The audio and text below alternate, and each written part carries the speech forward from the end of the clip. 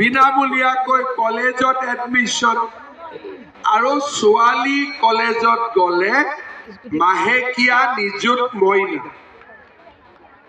ফেব্ৰুৱাৰী মাহৰ পৰা কলেজত যোৱা ল'ৰাবিলাকৰ পঢ়াৰ খৰচ আমিয়ে দিম। আগত ছোৱালী আছিলে, এতিয়া ল'ৰাই উঠিব। অৰুণোদয়, লাখপতি বাইদেউ, বিনামূলীয়া চাউল। মই মিটিঙত কৈছো যে অহাবাৰ বিজেপি চৰকাৰ আহিলে চেনি দালি নিমখ তেলত 100 টকাটো দিব নালাগে, এইটো বিনামূলীয়া কৰি দিম।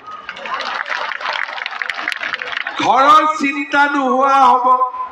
আপোনালোকে নিজৰ ব্যৱসায়ত গুৰুত্ব দিব পাৰিব। তেলৰো চিন্তা নাই, চেলুৰীৰ চিন্তা নাই, চাউলৰো চিন্তা নাই।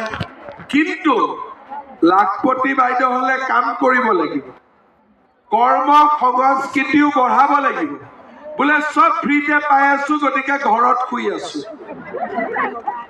অহাবাৰ 25,000 টকা পাবৰ কাৰণে কিন্তু আপোনালোকে কষ্ট কৰিব লাগিব।